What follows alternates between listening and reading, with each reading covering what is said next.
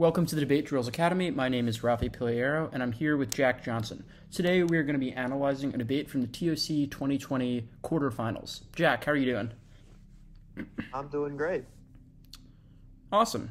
So this is another debate of yours, so you'll certainly have some unique insights here about what happened in this debate. And without further ado, we can jump right into the debate, unless you have some comments you want to give to preface the debate at the outset. No, I think the only comment I would give is that this is a pretty darn lay round. If I'm remembering correctly, I believe 2 of our 3 judges were lay judges, and then we had one flow judge. So that's sort of the context of this round. Cool. Okay, let's get started.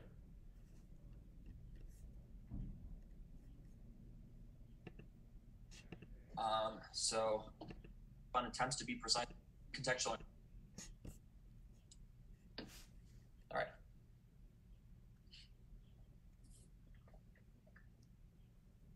We affirm. Contention 1 is drones. Whitlock 14 explains that the U.S. military is relying on bases in the Persian Gulf to carry out airstrikes in Iraq. Additionally, Tursk 11 contextualizes the Al Udeid Air Base in Qatar is critical to the drone wars in Afghanistan and Pakistan. The U.S. has given up on attempts to be precise with drone strikes. Boyle 2013. The standards of proportionality have been eroded with drone warfare as the U.S. has engaged in attacks that kill more civilians than combatants. The deliberate targeting of civilian events are neither proportionate nor justifiable and would constitute war crimes. 2 impacts. The first is civilian deaths. Ryan 18 quantifies that the U.S. and allied strikes against the Islamic State killed as many as 6,000 civilians in 2017 alone. In fact, structural factors mean that deaths are much higher than figures say. As Boyle 13 explains, government officials assert without evidence that those killed were militants. The tallies of civilian deaths are thus much higher. Second is state collapse. Drone attacks systematically undermine governments and increase the probability of state failure. Boyle 13 writes that drone attacks weaken governments, undermine their legitimacy, and add to the ranks of their enemies. The popular perception is that a government is powerless to stop drone attacks on its territory will embolden its domestic rivals to challenge it through violence. State failure spills over and creates massive conflict. Fear in 15 explains that state collapse and failure raise the risk of civil wars and state failures in the region that are important for stability. Refugees strain neighboring states' economies and political balances. Regional conflict over failed states increases militarization, support for insurgents, and risks of regional interstate military conflicts. Contention 2 is Yemen. Hasbin 19 explains that benefiting from the U.S. security umbrella anchored by its bases around the Gulf, Saudi Arabia and the UAE have attempted to organize the region through military interventions. They launched, with U.S. support, an ineffective war against the Houthi rebels in Yemen. After America withdraws troops from the Gulf, Saudi Arabia no longer has the security umbrella that enables adventurism into Yemen. This will cause them to turn to a negotiated solution to the conflict as current conditions are ripe for an agreement. Hanley of March 2020 explains that the war has been costly both in financial terms and in the international reputation of Saudi Arabia. The Saudis would likely agree to having the Houthis share in power with the Saudi-supported Hadi government. This is true empirically. Parsi 2020 explains that, recognizing that the U.S. military was no longer at their disposal, Saudi Arabia began exercising its diplomatic options. They stepped up direct talks with the Houthi rebels, and the level of violence declined as a result, resulting in an 80% reduction in Saudi-led airstrikes. A power-sharing agreement is critical. Wiesman 18 explains that the fighting in the blockade in particular has disrupted imports of food, fuel, and medical supplies, which is why Landry in 2019 concludes the UN has described Yemen as the world's worst humanitarian emergency with 10 million people on the brink of famine. Contention 3 is a U.S.-Iran war. Aggressive foreign policy has put America and Iran on a collision course. Coronavirus is making the war in the Middle East even more likely. Germanos from April explains that Donald Trump threatened to attack Iran and make the country pay a heavy price. With global pandemics and economic collapse, Trump wants to add a major war into the mix. KN 2020 continues that some in the administration seek to use the COVID-19 crisis to capitalize on Iran's increased vulnerability. Withdrawing troops from Iran's backyard reduces the probability of U.S.-Iran war for 2 reasons. First is provoking Iran. Continued military presence risks miscalculation and provocation of Iran. Abado in 2020 explains that U.S. fears of an imminent large-scale attack on its soldiers in Iraq is entirely valid. Iran seems ready to do whatever it takes to drive American troops out of the country immediately. The escalation by U.S. troops and the Iran-backed militias is putting Iraq at risk of an all-out military conflict. This trims down the possible scenarios for the U.S. future in Iraq to only 2, all-out war or a departure sooner rather than later. Absent a U.S. threat of invasion, Iran will cease its escalatory actions. As Torino in 2013 explains, while Iran has supported the Islamic Revolution, these actions do not create a network of offensive capabilities to become a hegemon. Instead, the focus of the new regime is survival, not expansion. Second is a shift to diplomacy. America's approach to Iran has become overwhelmingly informed by aggression, as Jones 11 confirms. terms, the challenge has been treated almost entirely through the lens of militarism. Withdrawing troops sends a signal that the U.S. will shift to diplomacy. Hard 19 explained that peaceful coexistence requires the will to talk and compromise, and a U.S.-Iran war would be devastating, as Chuzadovsky in 2018 finds that a nuclear holocaust over the large part of the Middle East and Central Asia involving millions of civilian casualties will happen, and even if nuclear weapons are not used, bombing of nuclear facilities will release nuclear fallout, killing millions. Cool. So what do you think about this case? My initial thought is I think it seems reasonably diversified, both at like the impact level and the internal link level, like multiple internal links to U.S.-Iran war, multiple internal links, or multiple impacts, I guess, for this drone stuff, but also just very different contentions. Like drones is very different from U.S.-Iran war, that it really does short-circuit a lot of attempts for the con to maybe consolidate. What do you think? Yeah, I totally agree with those comments. To be honest, if I had to do over, I would probably read a case that was a little bit more narrative heavy. If anything, I think that the three contentions with distinct links and warranting within each of the contentions borders on being a little bit too diversified for the two of the three judges on this panel, but clearly it worked out. And I think that this is evidence of the fact that you don't necessarily need like a narrative masterpiece of a case coming straight out of the gates, as long as you're able to coalesce around one narrative as the round progresses. I totally agree. Any of these contentions stand out to you as like stronger or weaker? I think the second contention is probably a little bit weaker, if I'm honest, about like state failure. It's like, I think the impact could be a little bit better. Okay. So you think that's probably one that you're not going to keep alive for too long? Yeah. Makes sense. Any other comments on this case? No, I think that's about it. Cool. Okay, let's see what happens next. Nueva negates our sole contention is moderating Saudi Arabia. Saudi Arabia has a deep-rooted mistrust in Iran that inhibits peace from spreading to the Persian Gulf. This fear is rooted in history. Marcus 19 of BBC warns that after the 79 Iranian revolution, Saudi Arabia perceived that Iran was exporting a revolutionary model of Islam that could inspire a revolution within Saudi Arabia, challenging the royal family's hold on power. When threatened, Saudi Arabia acts out on its insecurity, fighting deadly rebels and militias throughout the region in a series of proxy wars, drawing in outside actors like Iran from around the region. Withdrawing our military presence will reinforce Saudi uncertainty and cause proxy conflict in two ways. First, by magnifying internal uncertainty. Lock 18 of the CSM explains the U.S.'s military support is the bedrock of the royal family security and stability. However, if domestic dissenters see the U.S. security relationship disintegrating, the Saudis will grow skeptical of existing leadership, potentially challenging Prince Salman's hold to power. In response to the political failure of American withdrawal, the Saudis will have no choice but to act aggressively to seem strong in front of a domestic and regional audience. Lynch 16 of Carnegie Endowment explains that when domestic audiences question the regime's policies and policy failures, the Saudis seek to distract regional domestic audiences with aggressive foreign policy to enhance the perception of strength during a tumultuous time. This lash out will take the form of proxy conflict. Lynch continues that it is well documented that Saudi Arabia views the ethnic proxy conflicts around the region as a strategic battleground to build domestic support and often mobilizes sectarian tension to quell domestic uncertainty. Second, by magnifying external uncertainty. Hunsaker 16 of the University of London finds that forward deployed U.S. troops are one of the most effective ways to demonstrate security commitment because they intertwine American lives with allied interests, ensuring the U.S. will not retreat and abandon our allies. The loss of the security commitment would push our allies towards aggression, as Brands 18 of Bloomberg concludes that if the U.S. retreats from the Middle East, it would leave behind a more chaotic environment in which our allies feel forced to defend for themselves, lashing out to check back against external uncertainty. TOC 18 of Princeton University furthers that today, because Saudi leaders feel they are the last Arab country standing in the way of total Iranian regional dominance, they believe any compromise is acquiescence by Iran's regional power. For these two reasons, U.S. military withdrawal has resulted in chaos in the Middle East. France 18 of Bloomberg adds empirically that at every point where the U.S. has begun the process of gradually drawing down its military presence in the region, Saudi Arabia has surged forward aggressively, backing proxy groups and starting conflict to protect themselves as U.S. security assurance fades. Leeds 03 of Rice University quantifies that having a security partner committed to a state's defense decreases the probability of conflict initiation by 28%. Overall, both links demonstrate military presence stabilizes Saudi security perceptions and prevents them from starting and interfering in proxy conflict. That's why Goldenberg 17 of Foreign Policy confirms historically that nearly every proxy war in the region, including Syria, Bahrain, and Yemen, were all started due to Saudi insecurity in response to a gradually diminishing U.S. military presence. These wars have been deadly, as the Red Cross in 2018 writes that due to proxy conflicts like Syria and Yemen, 15 million people are in need of aid and 19 million are displaced. Affirming now would collapse the region. Deep 18 at West Point finds that at the very least, the Gulf reaction to a U.S. withdrawal would be to fund Sunni proxy groups and fund like the fundamentalist militants in Syria and continue intervening in new conflicts like the unwieldy air campaign in Yemen. Supporting these militias is problematic, as Wood 12 of the ASU finds that when third parties fund troops in proxy wars, casualties increase by 40% and the length of conflict increases by 2.5 times. Expansions of proxy conflicts are deadly, as Level 18 of the CFR finds there are 5 potential conflict flashpoints across the Persian Gulf where Saudi Arabia would look to expand and cause new conflicts, including Qatar, Lebanon, Syria, and Iraq.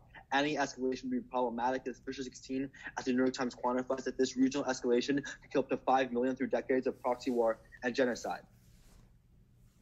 Okay, so it's an interesting choice here to read one contention. I mean, I think that there are obviously pros and cons to it. You know, the pro being that you can get deeper on this, you can really develop it well, but the con being that it doesn't give you as much to kick out of. So are you a fan of this strategy? What do you think? Honestly, yeah, I think I am a fan of the strategy.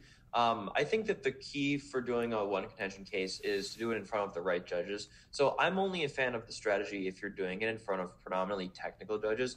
And the reason I think it's such a good strategy is that it lets you start to create that narrative straight out of the gates, because now suddenly you're the team that represents one clear idea and you're not sort of subdividing what you stand for in the context of the round. So I like it for that reason. I think that to do it right, though, you also need some internal diversification. So you need unique links and impacts within that contention that you can fall back on, so that it's not like it's, you know, impossible to kick out of the majority of responses. Like, you still built in enough leeway and wiggle room for yourself that you can kick out of most responses and go for some version of the sole contention that isn't the same as having to extend the entirety of the case. And I feel like they pretty much do most of that with their impact scenarios and with the like various links and warrants for why the U.S. makes this worse and whatnot.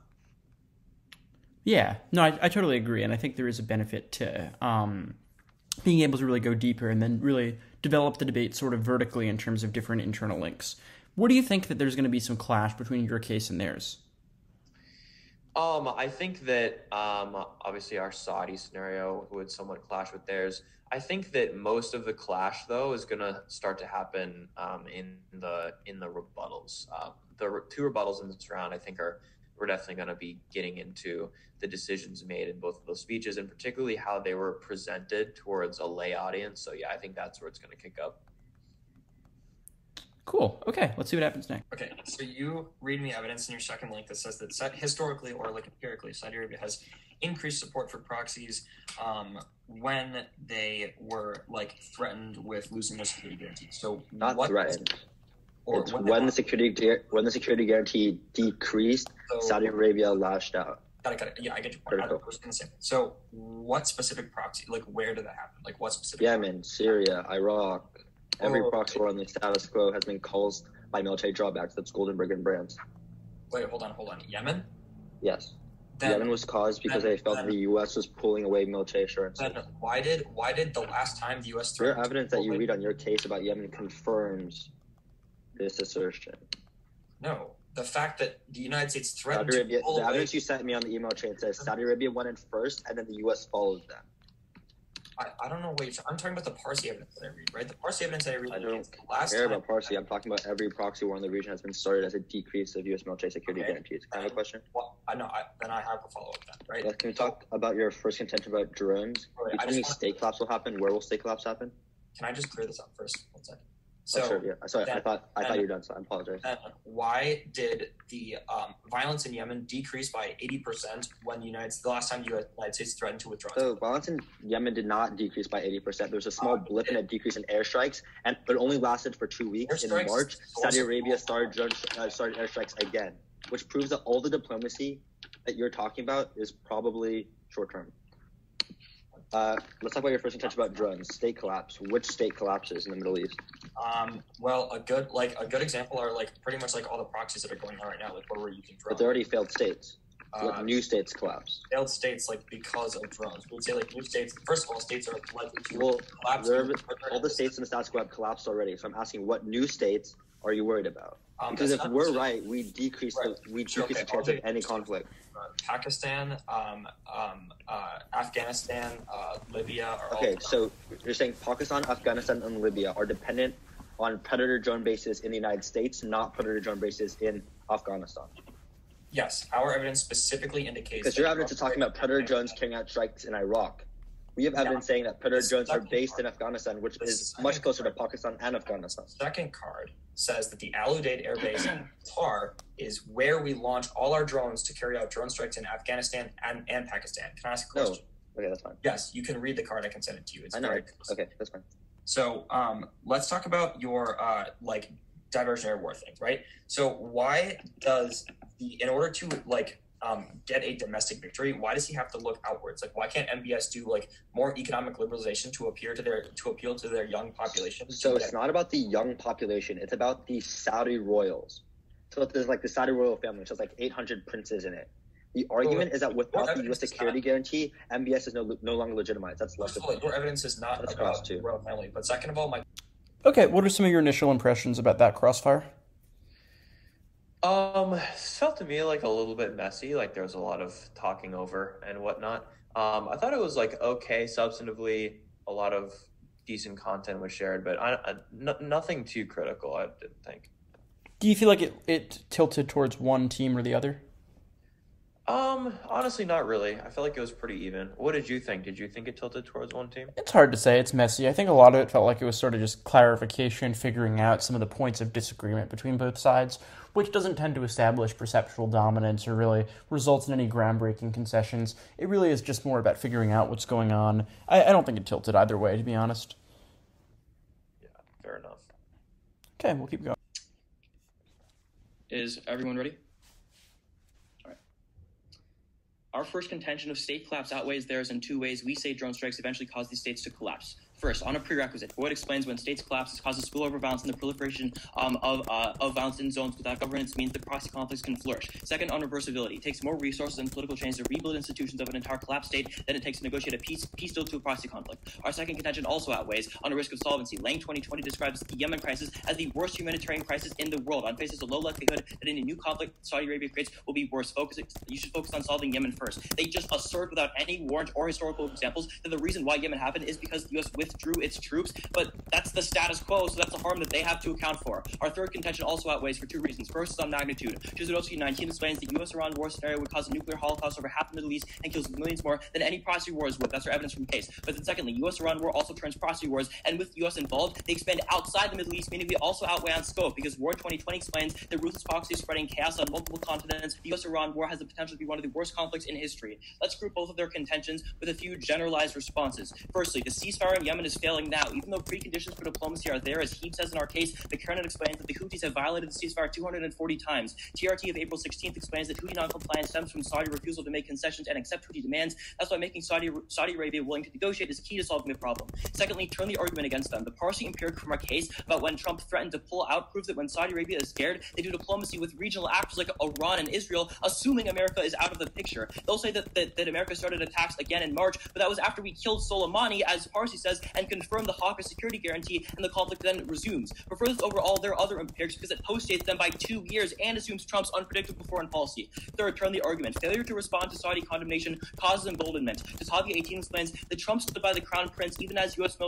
military support came under attack. The administration emboldened people in Riyadh, giving it carte blanche to pursue more aggressive policies. Fourth, the Trump administration makes leverage fail. Burns 19 explains that Trump's wildcat-style diplomacy succeeded in undercutting the effectiveness of the State Department. Diplomatic efforts are undertaken by amateurs willing to give the president his way. But fifth, the U.S. can't control these allies. Shapiro in 2015 explains that GCC interests and U.S. interests increasingly diverge over issues. American officials convince themselves that they need to change U.S. policy more than Persian Gulf partners need to change theirs. But then, let's specifically talk about each one of their links. On the first link about collapsing the legitimacy of the Saudi Arabian government. First, note they give zero warrant or contextualization why the legitimacy in the royal family depends on U.S. ties. Don't vote for an argument that misses a clear contextualized internal warrant. But then secondly, I would say that is not true at all. There's a lot of anti-U.S. sentiment in the Middle East generally, and that includes Saudi Arabia. I would be sure that many of these people would prefer a self-sufficient Saudi Arabia as to one that is propped up by America. So it isn't true that this loss of legitimacy just forces them to lash out 100%. But third, they forget that it is a monarchy. They don't have to lash out for anyone. They face no domestic pressure because they don't have elections, and clearly they don't care about international pressure because all sorts of sanctions, international condemnation didn't even affect how they operated in the Yemen conflict. So really, pressure doesn't at all get to anyone in the Saudi regime.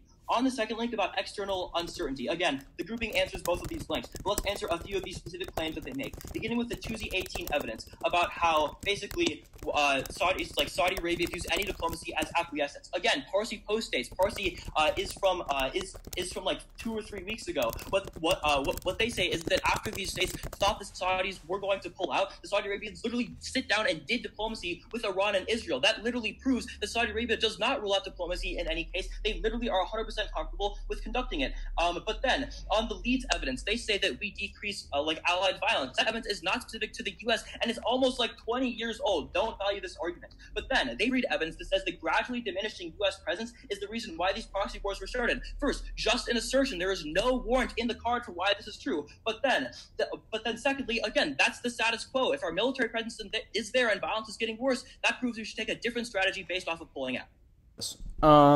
So I think one thing I really liked in the speech was that you did a very good job, I think, with some of the weighing arguments. In particular, you're very specific. You weren't just like, our case outweighs theirs, but you broke it down contention by contention, which I think just really clearly sets up some flow prioritization early on. So I thought that was really good.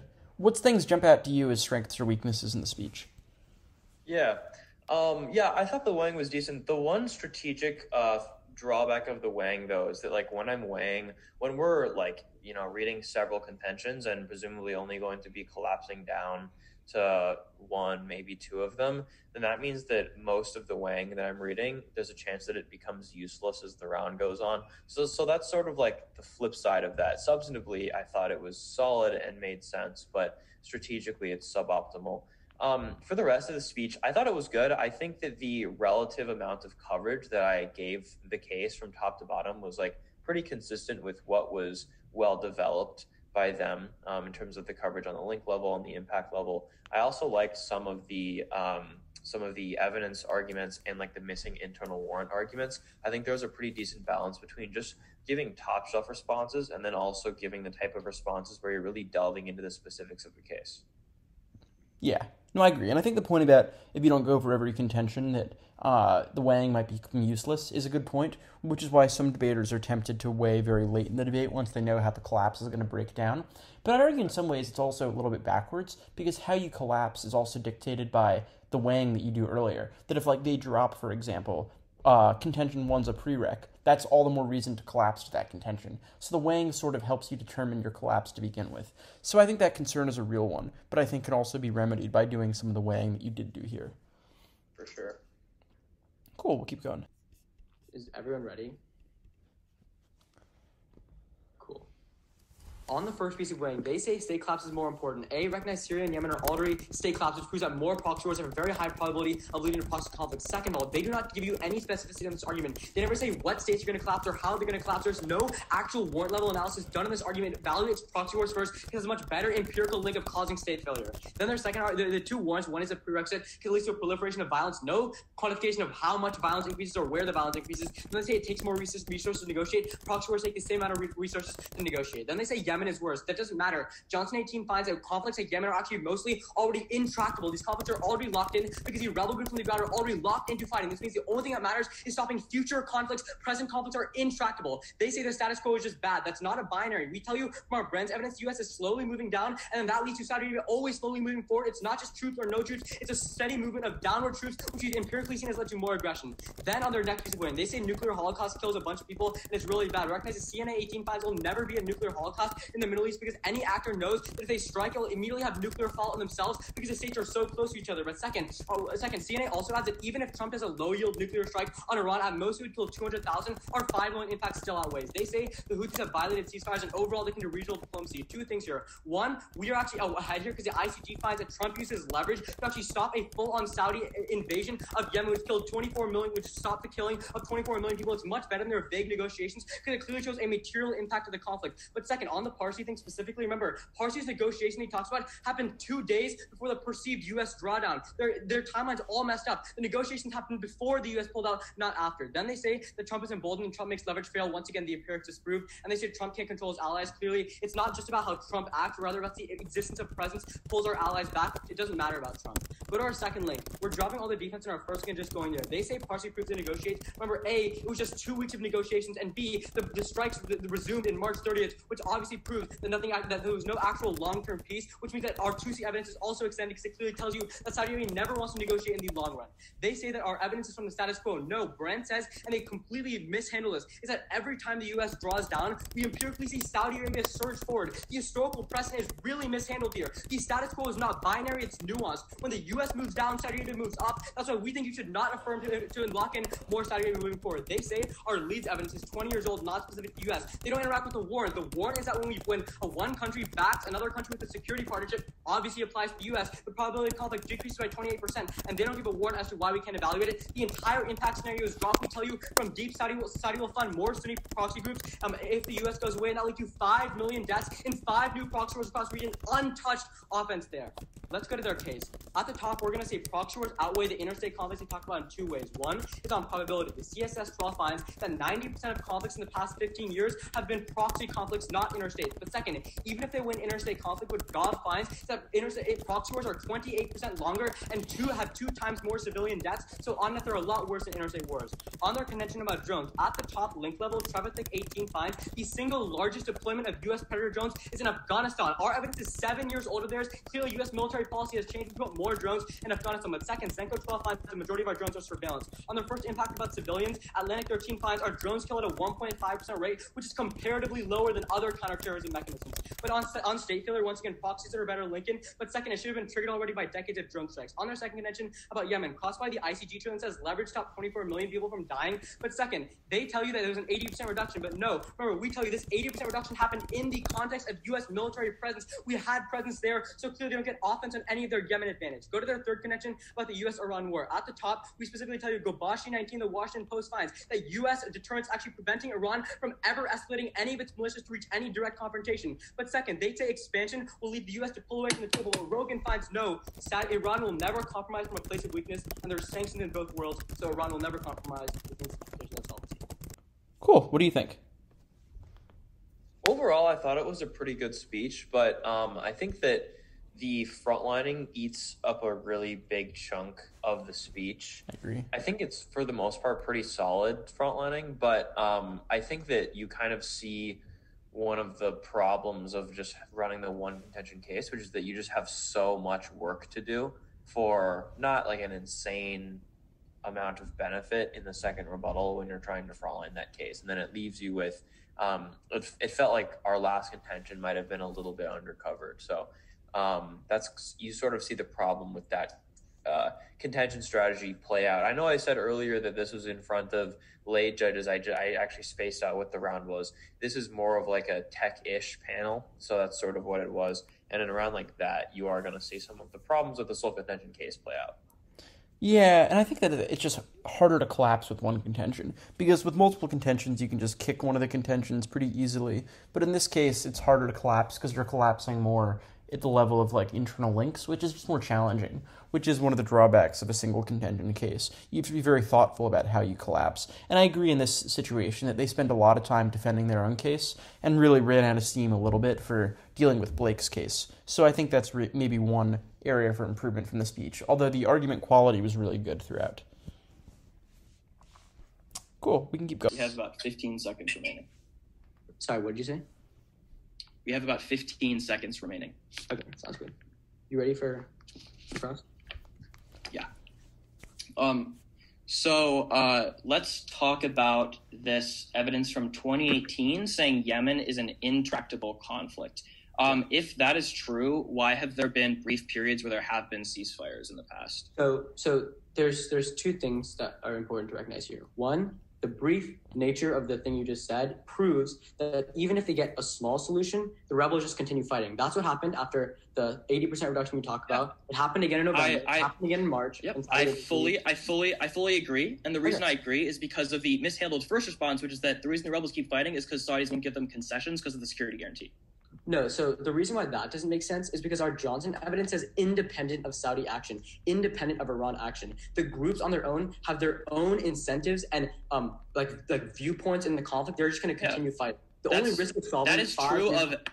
Also, like, dude, Pranav, that is true of every war in human history. That doesn't mean it is intractable or can never be solved, right? Wait, so the whole point, like, we've been trying to solve the Syria and Yemen conflict for like 4 or 5 years now and nothing happens. Yeah, the only that's the status quo. That's your is 55 new conflicts that would also be similarly intractable. Like if what you're talking I about understand your claim, but you've already said that. I'm saying that the logic behind why we just following say, up my it's claim. intractable, and we throw up our hands, right? That doesn't make a lot of sense. Well, I'm following up my claim with a further warrant, right? The argument is that these conflicts are multifaceted. The best way to move forward is most likely to stop these multifaceted conflicts from spreading throughout the region where they can wreak even more havoc. And now, can I have a question? Yeah, every conflict is multifaceted. Go ahead.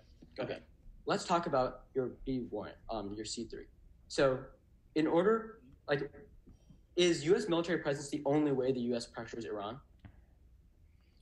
It's the only way that triggers direct conflict because there's actual military escalation between the two in Iraq happening now as of April. That's the conceded Abood evidence. Why would the economic... You can just say that, but my question is, why would the economic harms of sanctions push Iran to get more aggressive to defend themselves?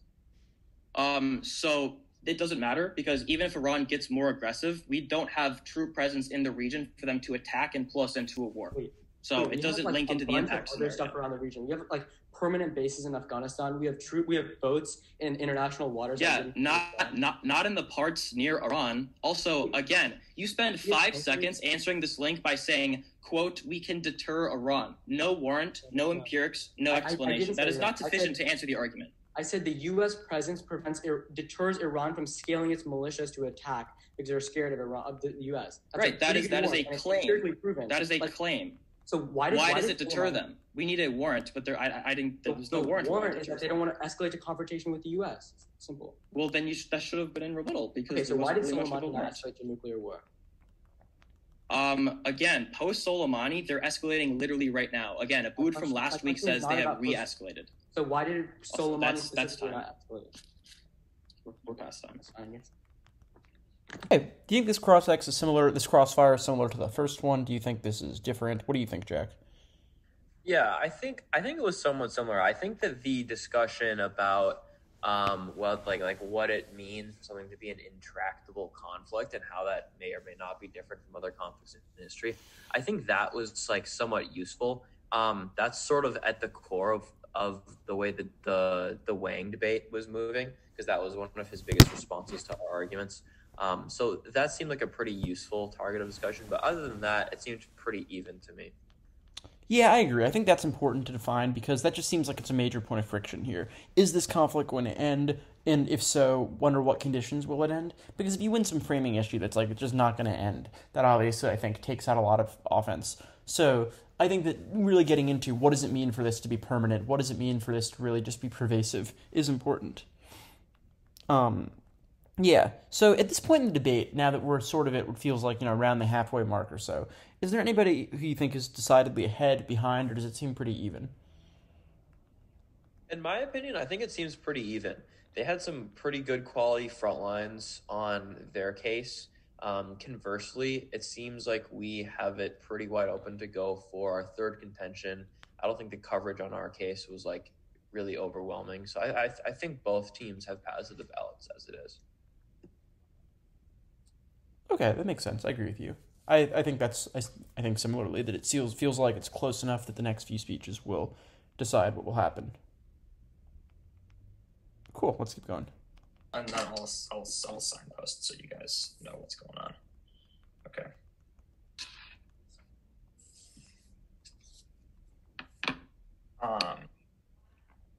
Is everyone ready?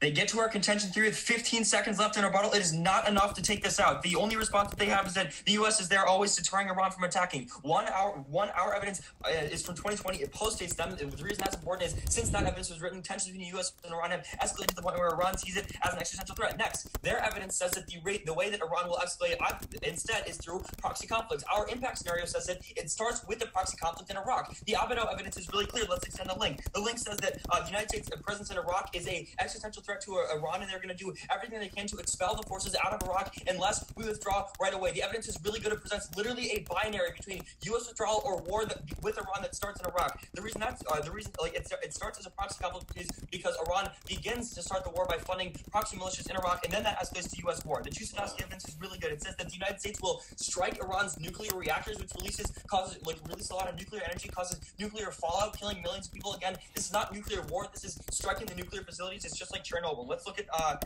at their weighing. So, first of all, they say that 90% of conflicts are proxy conflicts. Well, this conflict is the other 10%. Also, they don't link into all proxy conflicts. Next, they say that proxy conflicts kill 2 times more civilian deaths. That's answered by the Ward evidence that Jack reads in rebuttal. It says that a potential U.S.-Iran war will be the deadliest war that the region has literally ever seen, which makes sense because it's between the U.S. and Iran. They're two huge powers. Next, on Yemen, on the ICG turn, about 24 million people. First of all, that ceasefire ended very quickly, and since then, all other ceasefires have failed. Clearly, it's not preventing enough. Also, it's the blockade is still going on. So at that point, let's do some weighing. Let's extend the weighing. This is the weighing that Jack did on their case in rebuttal, by the way.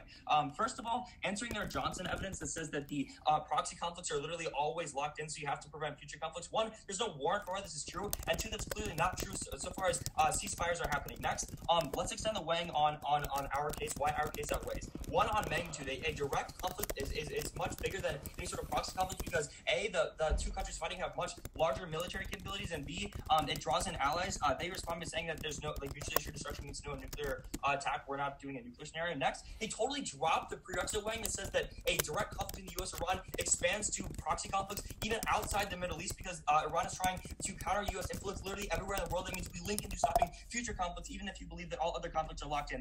That is clean drop. It is a clean place to vote for us. Next, let's extend some responses on our case. First is the Parsi evidence. The Parsi proves that our side is empirically true. The Parsi evidence says that when the U.S. threatened to withdraw its troops, that means Saudi Arabia turned to diplomacy in Yemen and airstrikes decreased by 80%. They say that the timeline is off. Literally, even if the stop and violence happened before the withdrawal, they did it because the U.S. threatened to withdraw. They knew that the U.S. was already going to do it. That's why that happened. Next, extend the totally drop turn in the first contention that says that the everyone in the Saudi royal family is anti-U.S. and anti-imperialism, meaning if the U.S. withdraws, it's seen as a victory for the royal family, meaning they no longer need to pursue aggression in Yemen because they have a political victory. They don't need to be as aggressive. That's an independent warrant as to why they scale back and we solve the proxy conflict.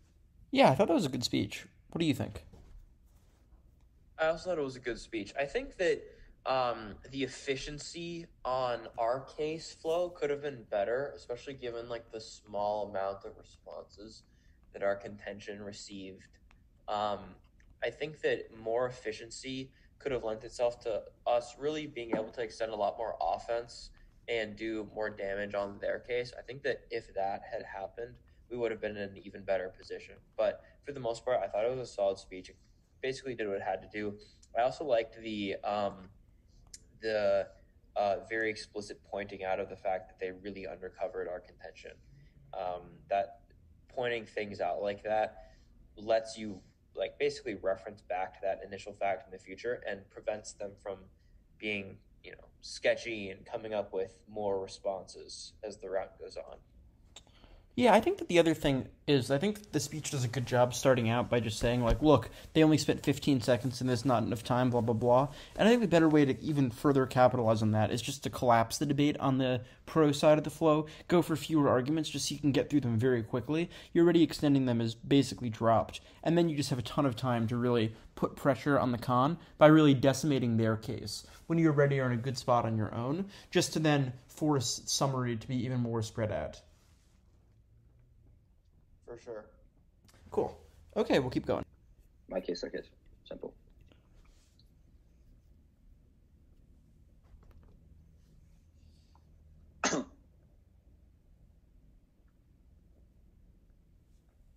Let's start on the weighing. The intractability claim from Johnson first. They said there's no warrant for Johnson. The warrant for Johnson is in rebuttal and is well explained across. The argument is very simple. Proxy groups have their own individual motives for why they're in the conflict in the first place, which means top-level diplomacy never works. This is really important weighing because it means the absolvency mechanisms will never be implicated to reducing proxy conflicts because top-level negotiations between the U.S. and Iran never function in de-escalating conflict. Proxies are the only thing that matters. But second, on the probability claims, their response to the GOB evidence, which is flowed on their case, we should move here now, is that that they create the deadliest war, but GOV is comparative, which is important because it tells you that proxy wars cause 2 times more civilian deaths than interstate wars. This is really key because even if they say their war is the deadliest war ever, that means that our wars are comparatively 2 times worse. The negative is always a comparatively better ballot. But second, they can see the CNA evidence tells you even if Trump does the strike, it only kill 200,000 people, it means we outweigh on severity insofar as Fisher talked about 5 million people. Now, let's go to my uniqueness scenario. There are a lot of problems here. They completely conceded the Marcus 19 evidence, which tells you after the Iranian Revolution in 1979, Saudi Arabia views Iran as an existential threat. This means you have to vote neg. The entire lens of the round is through how Saudi Arabia will react to Iran and how it increases aggression in the affirmative world. They have also dropped the Goldenberg evidence, which tells you all these proxy wars and the status quo were started due to insecurity as a result of Saudi-Iranian competition when the U.S. pulled away and did small drawdowns. That means the uniqueness only flows neg here. They make 2 responses. The first response is that So go back to the weighing. They make a short circuit response about a nuclear conflict going to the Middle East. We tell you specifically, they've said that Iran is a regional actor. We agree that Iran only cares about the region. Iran will not beyond the region, but second, the short circuit is never implicated to terminal impact. Okay, so back to uniqueness.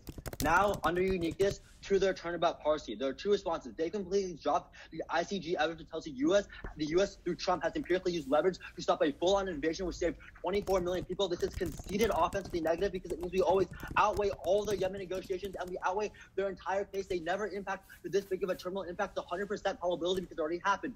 They read this Parsi evidence about a small decrease by 80%. 1, it's short-term, but 2, they have conceded the index that tells you the reduction happened before negotiations happened, which are only due to U.S. presidents. Now, go to my second link. They try to extend a turn on the first link. It doesn't matter. We're going for it. We can win the second link. There's no contextualization of how they can implicate the first link. On the second link, they have conceded the Hunziker evidence that tells you U.S. presidents uniquely signals skin in the game and brands continues. Any U.S. retreat would create a chaotic environment. They have dropped the Leeds evidence, which does the comparative and tells you security partners decrease the probability of conflict by 28%. Again, the neg is ahead on the comparative analysis. They have dropped deep in Levitt, which tells you Saudi Arabia would fund new proxy groups in 5 new escalation hotspots, which Fisher said would kill 5 million people, but wouldn't go a step further to saying an existing conflict, that new funding would increase violence by 40%, increase civilian deaths by 40%. We're ahead on the flow. Go to their case. On the third contention about U.S.-Iran, they really mishandled Gobashi. Their entire scenario is dependent on malicious escalating, but Gobashi specifically isolates deterrence as the reason why preventing proxy escalation. They don't get access to any other escalation impacts terminal defense. So I still think, again, there's not enough done on the case, on your case, Blake's case. And I think that obviously some of the weighing done helps ameliorate that somewhat. But at the same time, it's just you're putting your eggs a little bit in one basket. Like, they're doing a great job on their case. But I just wonder if they're spending too much time on it. What do you think? I agree. I think that's probably their biggest problem at this point in the round. It's sort of mirrors the problem that emerged in the rebuttal. I think that one thing that they could have benefited from was, trying to really sit on one of the responses that they were able to make in the rebuttal and really sit on it and try to unpack it in the summary speech, rather than just kind of going all out on weighing. Because when you just rely on weighing, the problem with that is that you've now basically allowed them to win their whole link scenario. And so that sort of gives all of their arguments an air of probability that you don't want to happen. So I think the round, they kind of start with a bit of a disadvantage when it comes down to decisions. But I guess we'll have to see how the wing debate plays out. Cool. We'll keep going and look. Sure. Jack. Oh, wait, sorry. Nothing. I was just muted on the laptop. I didn't hear what you said. Okay. Oh, yeah. Doesn't matter. Can I have the first question? Sure. So why does your weighing about proxy conflicts matter insofar as Morgan tells you that the Iran-U.S. scenario begins with proxy escalation and it spills over into other regions? All that matters. Wait, so you're saying that your link is proxies, but this is purely impact calculation. No. We link in through proxies. I agree. Your link is proxies. And it's also an impact. But your impact scenario is a U.S.-Iran confrontation. And so we're saying that the proxy war impact on our case, the impact level outweighs the impact level of a U.S.-Iran confrontation. Wait. But if we have an internal link that turns your argument. Right, so you're making a short circuit argument. I agree. I made it confusing. And the extra added impact of U.S.-Iran. Right, I think it was a problem structurally with my speech. I messed up. I read the weighing, and then I forgot to go short circuit. So I went weighing, uniqueness, and then I went back to short circuit. I made that very clear. I gave you like 5 seconds of pen time at least. I can repeat the response if you missed it. Into the short No, circuit. I mean, if we all missed it, we all missed it. I mean, you can have a question. Well, We've been I'm on sure the this. judges didn't miss it because that was very clear. It's on the floor. Not clear enough for us to get it. I said go back and answer Okay. Morgan's short Alright, circuit. alright, So alright. In order That's for fine, you to that's win your fine. link, Yeah, to yeah, win, in order for you to win your link, you have to win that Iraq will lash out, right? First. That who lashes out? No. We just have to win. What's happening in the status quo is literally causing a war. You drop a boot from April who says that there's current, like, direct military conflict, like, happening in Iraq between these militias, and it's basically sucking us into an inevitable That's fine. fantastic evidence. It's incredibly good. I urge everyone in the round to call for it. It says okay, they that just send on the email chain if it's so says that good. there is specific. Okay, I will after this. Yeah. After Yeah. It Thank says you. that there is a direct binary, right? It's either the U.S. pulls out of Iraq now, or there is a full-fledged confrontation between the U.S. and Iran. No, the thing is you're dodging the question, right? We can agree. There's If it's happening in the status quo, when does escalation happen between U.S. and Iran via proxies? First of all, we'd say it's pretty soon. Second of all, we'd say it doesn't really matter specifically when. Third, we'd say it's not really possible to nail down that timeline, and you know it. And fourth, that's a brand new response in second crossfire or in grand it's not a crossfire. response. It's a weighing question. In Grand Can I ask Cross, a question? question about the timeline and everything, but yeah, you can have a question. Okay, so far as we all agree on the evidence that says that it is a political victory for the Saudi royal family if the U.S. pulls out, right? And your link says that political victories for the Saudi royal family mean that they don't have to be aggressive in Yemen because they have the political victories from somewhere else. Why does that not turn the link into proxy conflicts? Because if they have their political victory from U.S. withdrawal, right, they don't need to get their political victory. This is not in summary, though. It's my claim. And what I say in summary is that you do not make the extensions. Any link extensions. You just say we turn the link. There's no implication of how much you turn the link. But second, and way more importantly, both links operate independently. We've done much more weighing on the second link about epsilon uncertainty. You have two links into one impact. If Also, I think that's we get access to the impact. You can't just say that you're going for the second link and ignore it. No, that's why okay. I frontline it. Do people think want the evidence? guys, Yeah. Do people want the Abood evidence? So, Grand Crossfire is sort of always a mess. Always a lot going on. This one seems to not be different. Do you think that anything useful comes of this in terms of shaping potentially how you're leaning in this debate, or do you think that it's really not all that helpful for either team? Yeah, I don't think it's super helpful. To be honest, I think one of the biggest things that came out of this Grand Crossfire as I listen to it is just that the weighing debate becomes really confusing. Like, I don't even really understand. Like, it seems like both teams' cases trigger the other team's case, and so the weighing debates feels more muddled, which I suppose is probably good for us because they're a lot more reliant on winning the weighing to win the round than we are, given the relative lack of any material that they have on our case at this point. So I think that's one of the biggest takeaways for me. It just seemed like the weighing stuff was really confusing. I agree, and I feel like the weighing stuff is really important for this debate, just because, the con isn't really engaging with the pro case all that much, which means they need to win their stuff outweighs. So it feels like that should be an area that brings more clarity, but unfortunately I'm not sure if that was the case. As Noah did, then their case. Is everyone ready? They extend one response in summary, two things. First, it is overtime, don't evaluate it. Secondly, he extends through ink through Morgan's frontline. The boot evidence is from April. It postdates. It indicates that Iran is escalating right now in Iraq. The evidence is literally fantastic. There are attacking forces right now, which is sucking us into an inevitable conflict. That's where our link comes in. We say that if we don't pull out of the region and get out of Iraq, we're sucked into this inevitable conflict, where in the Chuskovsky evidence explains that America's war plan against Iraq is to strike nuclear reactors, which then causes a nuclear plume across half the Middle East, which wipes out the massive amounts of population and kills millions and millions of people. On to the weighing debate. We outweigh in a few ways. First is strength of link. This link got conceded in summary. Their case flow is very messy. It's the cleanest place to vote. The next thing they say is that we don't give a warrant is on the conflicts being intractable for the terms on their case. Again, they don't give. They just said the reason the warrant for why the conflicts are intractable is because they have motives. That's not a real warrant. Everyone has motives. But then they try to outweigh and say there will be more civilian casualties. But their gains evidence is not comparative to a U.S.-Iran scenario. Just any interstate conflict, they still drop our war evidence explaining the U.S. Iran would be the worst interstate conflict in modern history. Then they say that a Trump strike would only kill 200,000. Again, ignoring Morgan's frontline. He ignores the Tushkovsky evidence explaining that the U.S. plan is to target Iran's nuclear reactors, which kills millions of people, half the Middle East. Then the last thing then is the proxy conflict. The war evidence explains that if U.S.-Iran escalation happens, proxy conflicts proliferate across Middle East and across Africa. That outweighs their stuff on scope because you get more proxy conflicts, all the ones they talk about, plus ones in entirely different regions. But then they have two new responses, frame these through the idea that this argument was cold, dropped in rebuttal. Don't evaluate these new responses. I read this way in rebuttal. The first response is that it wasn't implicated. Yes, it was. The evidence says you kill hundreds of thousands. The second thing they say is that Iran doesn't want to fund. Iran funds militias across the entire world. They're the number one state sponsor of terrorism.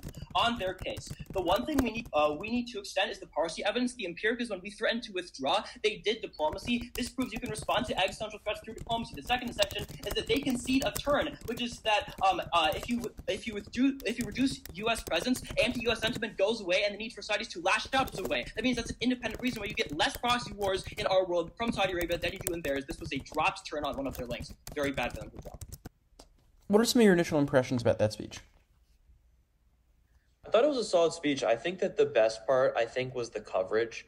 We were kind of able to do good work on our case and weighing while also pressuring them with some offense on their case as well. That's my biggest takeaway. I thought the coverage was solid. What about you? Yeah, I thought it was good as well, and I think that it was really good to really frame at the very top, here's why their response to our case, falls flat. Because, again, that's the path to victory for the pro here, that winning their case outweighs, and that winning that's sort of the nexus question for the debate. So I think that was all really good, because it's about really knowing your path to victory. Yeah. So I thought that was good. How do you think the pro is dealing with the con case here? I would say, I think decently well. I feel like the offense that we extend towards the end would help us out. I think that's probably the biggest takeaway in terms of something that might make its way into an RFD. So like offense on their case? Yeah, right. That makes sense. It's always good to have more offense, especially then if you're not winning your own case, that gives you, another path. I think that makes a lot of sense. Yeah, cool. For sure. Let's wrap it up. Their case. Is everyone ready? Right here.